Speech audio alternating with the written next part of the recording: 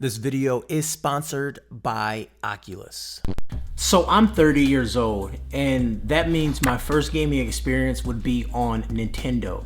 Now I had two older brothers and they would play Contra, and they would hand me a controller that wasn't plugged in, and they used to tell me that I was the bad guys. And of course, I lost every single time.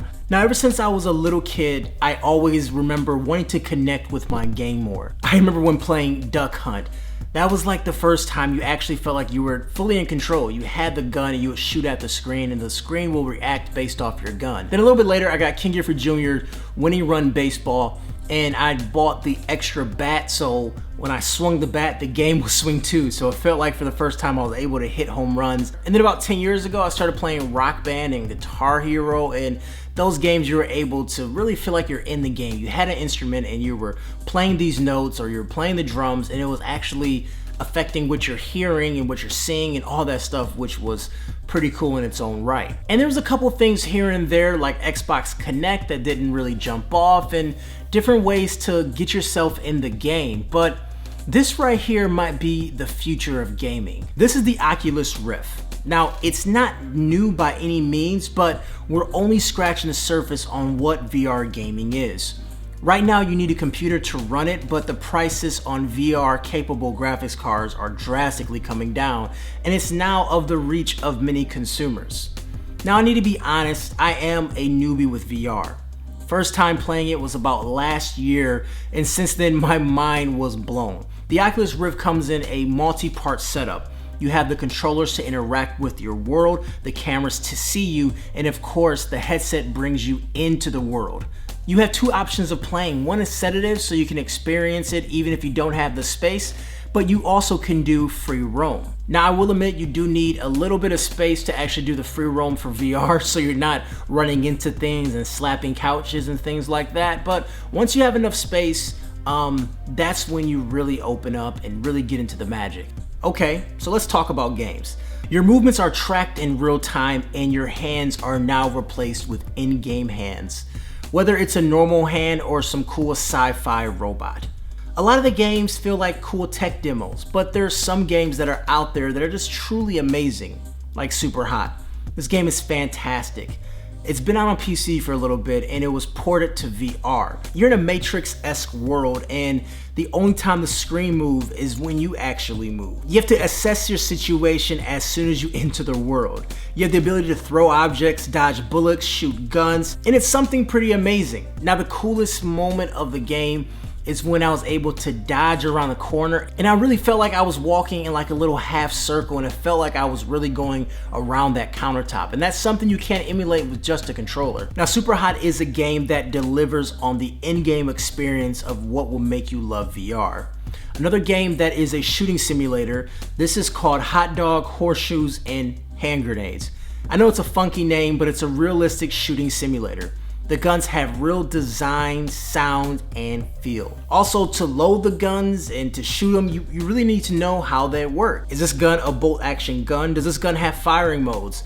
What about loading the ammo? Where does it go? I mean, it really feels good, and it's somewhat frustrating if you don't know that gun inside and out. The game is so realistic, you can actually pick up clay pots and throw them and then try to shoot them with the gun.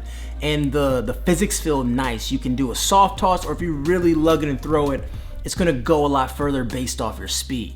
So cool. What I enjoy about this game is that number one, it teaches you about guns, because some of the guns in the games are guns, obviously, I've never seen in real life, but being able to load the gun, knowing where the firing pin goes, knowing exactly where the bullets go, and you know where the safety's at, and everything like that is just a really cool experience that you're learning about all the guns, and also how they fire. I mean, you really feel the kickback with the vibrating controllers, and just you thinking you're in the game. You definitely feel the difference when shooting a gun in VR versus shooting a gun just on a normal console. And then we have VR Sports Challenge. It's a bunch of sport mini games, and you can play hockey, basketball, baseball, football, and it just feels so good. Throwing the ball, dunking the ball, dribbling it, all those sensations you get in sport is just so much better in VR versus normal console. Now, there's something to be said about a sports game in VR versus just a standard game. I mean, it really feels like you're being that athlete and you're dunking that ball, you're throwing that touchdown, you're hitting that home run. I mean, it definitely feels like you're there. And then you're in the stadium, so you actually can look around and see the stadium. You can really immerse yourself in the environment. Now, if games are not your cup of tea, I think where virtual reality really shines is experiences. There are things like aquariums and Google Maps. You're just in the environment. Like honestly, you really forget where you're at in real space and you sort of block out everything else and you immerse yourself in the environment. Look, the Oculus Rift is definitely part of the future. In 5 years, it may be the Oculus Rift 2 or 3 or whatever, but regardless, this is gonna be the next level of interaction. Now, I just think about, since my wife is a teacher, instead of teaching kids about Egypt, they could actually put on a headset and go to Egypt and really see how tall the pyramids are and really get a chance to experience it versus looking in a textbook. You put the VR headset and you transport yourself into the world. I'm thinking about like guided tours, if they had some interactive game where the teacher can tell the kids where to go and the teacher can point the class in a certain direction and everyone's headset syncs up and each of them can look around independently and kind of look and really feel like they're in that environment.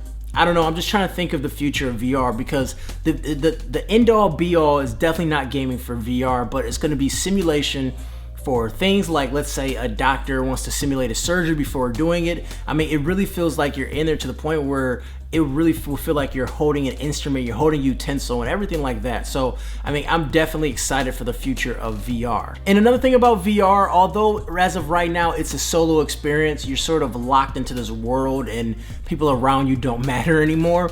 But what I think about VR and what I think will be the next level of that as well is being able to communicate with people around the world as if they're right next to you. I have a VR headset on and a friend has a VR headset on. Maybe this friend moved, maybe they live across the country or whatever, but we can put ourselves in a virtual world and sit down and have a conversation. I can see their hand moves, they can see my hand moves and facial expressions and all that stuff. So, I mean, there's a lot of ways this can go with VR and I'm definitely excited to be a part of the ride. As always, guys, my name is Kevin the Tech Ninja. If you liked the journey of VR and talking about VR and you're interested in stuff like that, if you have an Oculus Rift, let me know below and let me know what games you have. I'm actually interested in playing with you sometime. So anyways, guys, I'm Kevin the Tech Ninja. If you enjoyed the video, you know what to do. Give a thumbs up and I'll talk to you guys later. Peace.